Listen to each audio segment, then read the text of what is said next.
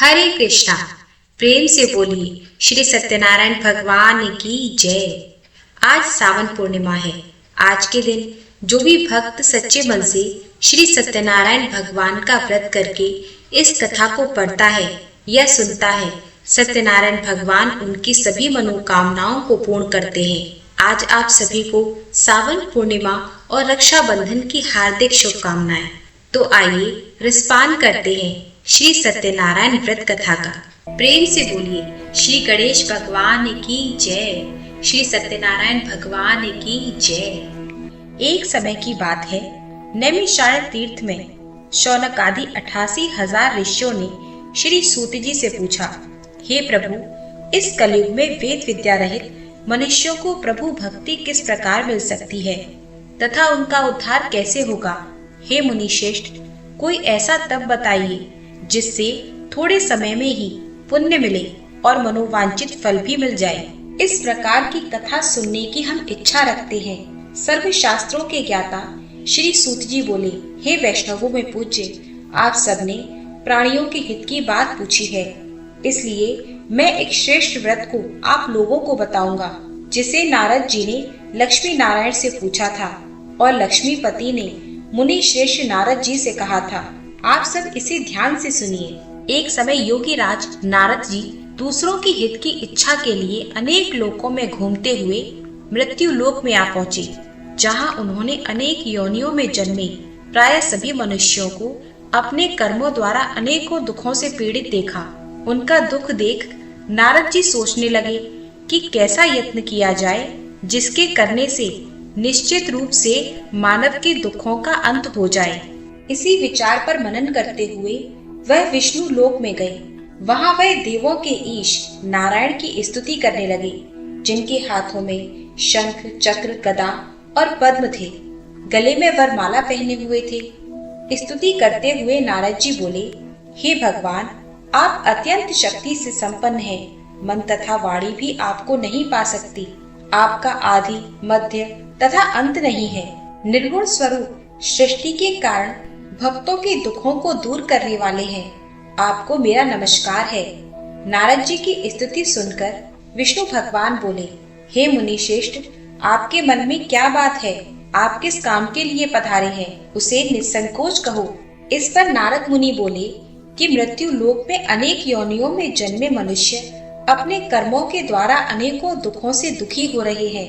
हे नाथ, आप मुझ पर दया रखते हैं तो बतलाइए कि वो मनुष्य थोड़े प्रयास से ही अपने दुखों से कैसे छुटकारा पा सकते हैं। श्री हरि बोले, हे नारद, मनुष्यों की भलाई के लिए तुमने बहुत ही अच्छी बात पूछी है। जिसके करने से मनुष्य मोह से छूट जाता है, वह बात मैं कहता हूँ, उसे ध्यान से सुनो।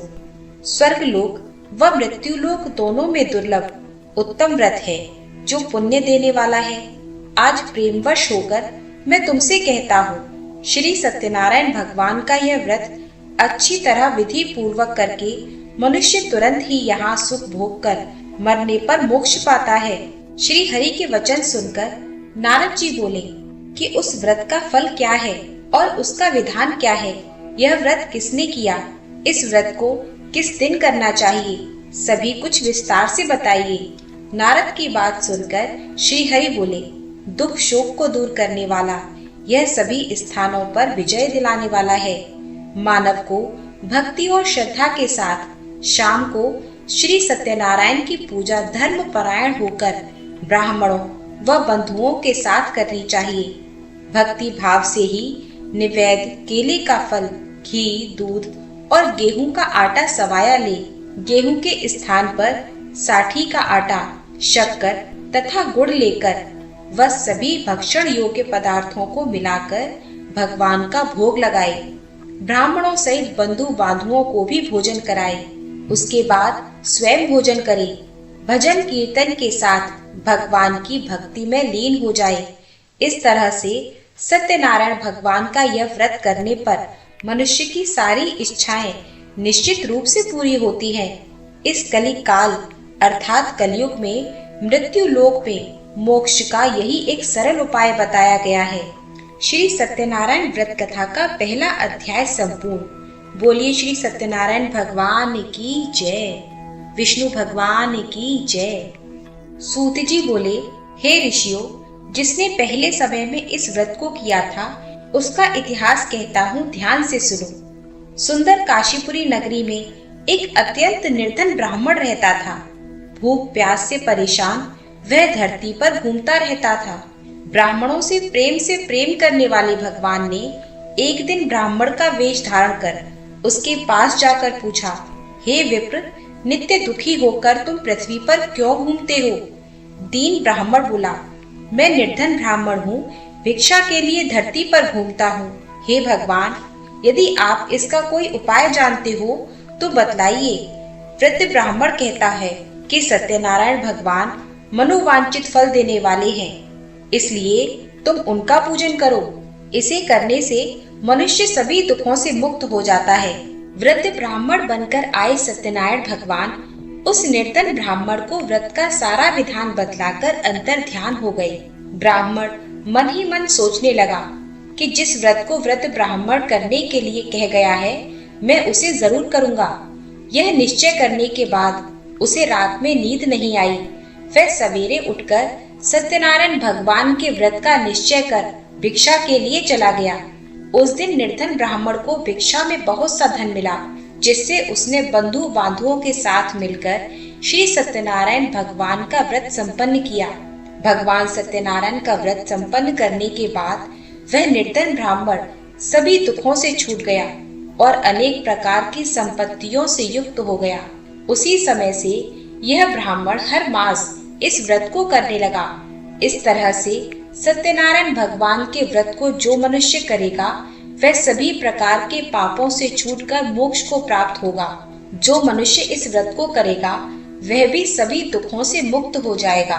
सूत जी बोले, इस तरह से नारद जी से श्री सत्यनारायण व्रत को मैंने तुमसे कहा। हे विप्रो, अब और क्या कहूँ? ऋषि बोले, हे मुनिवर, संसार में इस विप्र से सुनकर और किस किस ने इस व्रत को किया, हम सब बात सुनना चाहते हैं। इसके लिए हमारे मन में श्रद्धा भाव है। सूत जी बोले, हे मुनियों, जिस जिसने इस व्रत को किया है वे सब सुनो। एक समय वही विप्र धन व ऐश्वर्य के अनुसार अपने बंधु बांधुओं के साथ इस व्रत को करने को तैयार हुआ। उसी समय एक लकड़ी बेचने वाला बूढ़ा आदमी आया और लकड़ियां बाहर रखकर अंदर ब्राह्मण के घर में गया।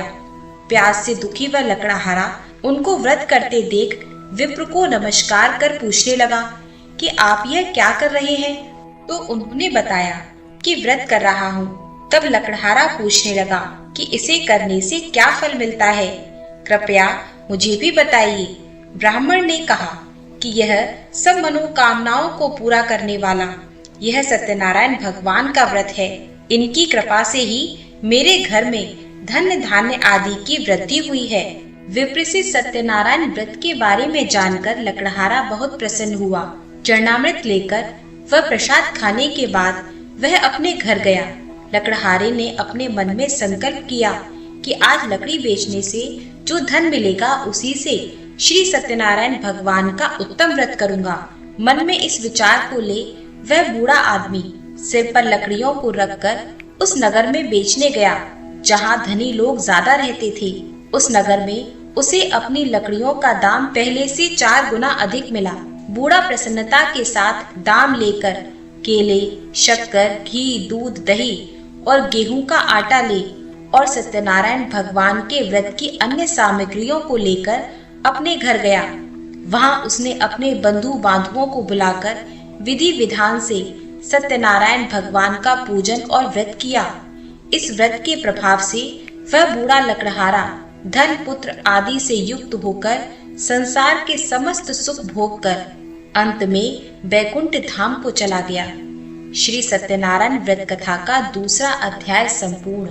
प्रेम से बोलिए विष्णु भगवान की जय, सत्यनारायण भगवान की जय। सूत जी बोले, हे श्रेष्ठ मुनियों, अब आगे की कथा कहता हूँ। पहले समय में उल्कामुख नाम का एक बुद्धिमान राजा था। वह सत्यवक्ता और जितेंद्रिय था। प्रतिदिन देव स्थानों पर जाता और निर्धनों को धन देकर उनके कष्ट दूर करता था।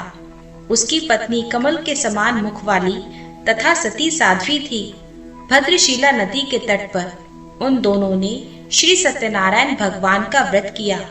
उसी समय साधु नाम का एक वैश्य आया।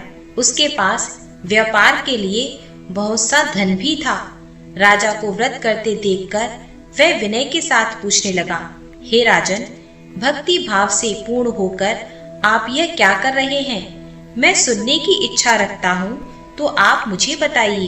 राजा बोला, हे साधु, अपने बंधु बांधुओं के साथ पुत्र की प्राप्ति के लिए एक महान शक्तिमान श्री सत्यनारायण भगवान का पूजन कर रहा हूँ। राजा के वचन सुनकर साधु आदर से बोला, हे राजन, मुझे भी इस व्रत का सारा विधान कहिए।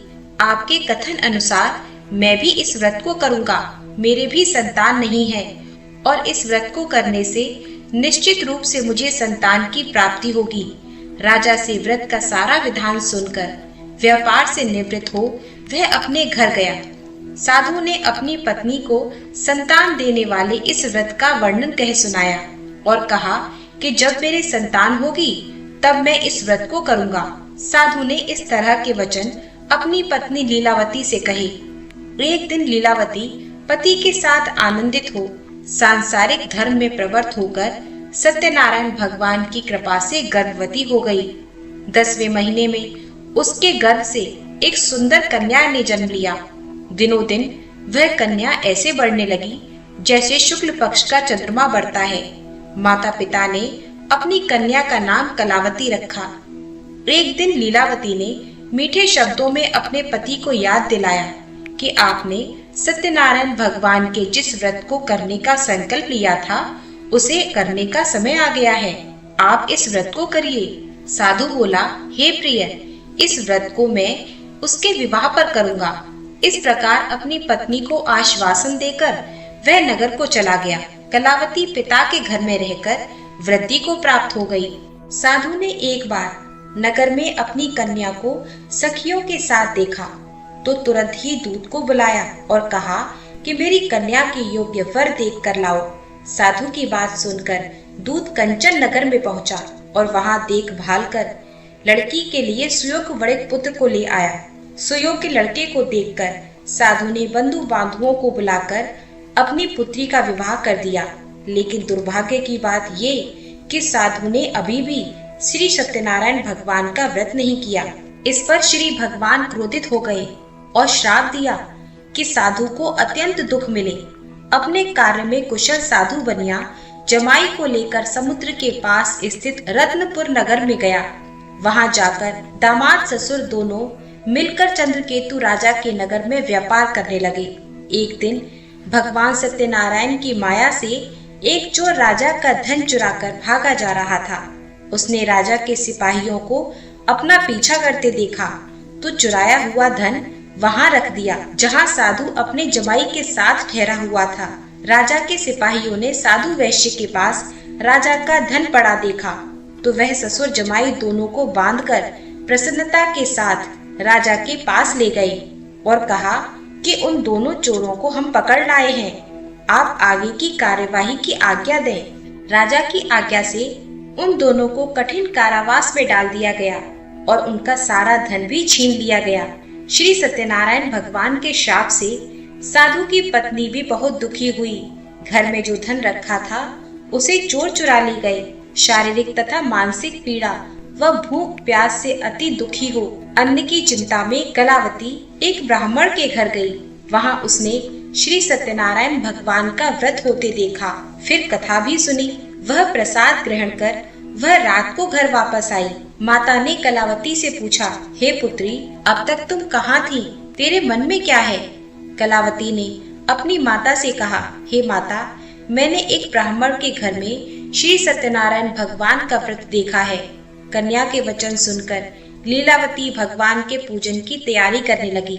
लीलावती ने परिवार व बंधुओं सहित श्री सत्यनारायण भगवान का पूजन किया और उनसे वर मांगा कि मेरे पति तथा दामाद शीघ्र घर आ जाएं। साथ ही यह प्रार्थना भी की कि हम सबका अपराध क्षमा करें। श्री सत्यनारायण भगवान इस व्रत से संतुष्ट हो गए और राजा चंद्रकेतु को सपने में दर्शन देकर कहा, हे राजन, तुम उन दोनों वैश्यों को छोड़ दो और तुमने उनका जो धन लिया है उसे वापस कर दो।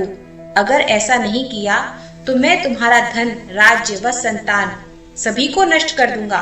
भगवान राजा को यह सब बात कहकर अंतर्ध्यान हो गए। प्रातःकाल राजा ने अपना सपना सुनाया, फिर बोला कि वणिक पुत्रों को कैद से मुक्त कर सभा में लाओ। दोनों ने आते ही राजा को प्रणाम किया।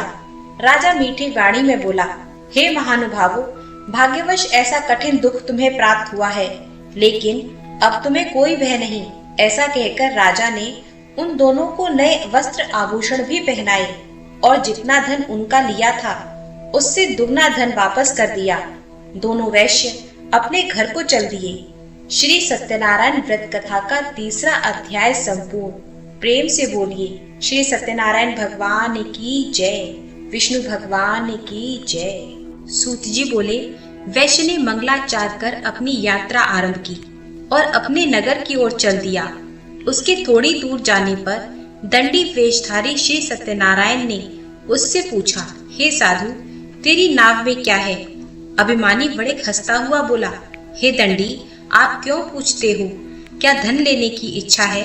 मेरी नाव में तो बेल और पत्ते भरे हुए हैं। वैश्य के कठोर वचन सुनकर भगवान बोले, तुम्हारा वचन सत्य हो।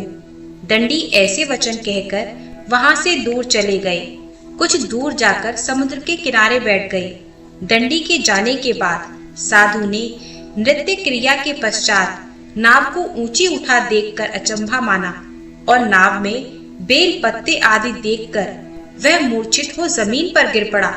मूर्छा खुलने पर वह अत्यंत शोक में डूब गया। तब उसका दामाद बोला कि आप शोक न मनाएं, यह दंडी का श्राप है, इसलिए हमें उनकी शरण में जाना चाहिए, तभी हमारी मनोकामना पूरी होगी। दामाद की बात सुनकर वह दंडी के पास पहुंचा और अत्यंत भक्ति भाव से नमस्कार करके बोला, मैंने आपसे जो असत्य वचन कहे थे उनके लिए मुझे क्षमा दें। ऐसा कहकर महान शोकातुर को रोने लगा। तब दंडी भगवान बोले, हे वणिक पुत्र, मेरी आज्ञा से बार बार तुम्हें दुख प्राप्त हुआ है, तू मेरी पूजा से विमुख हुआ।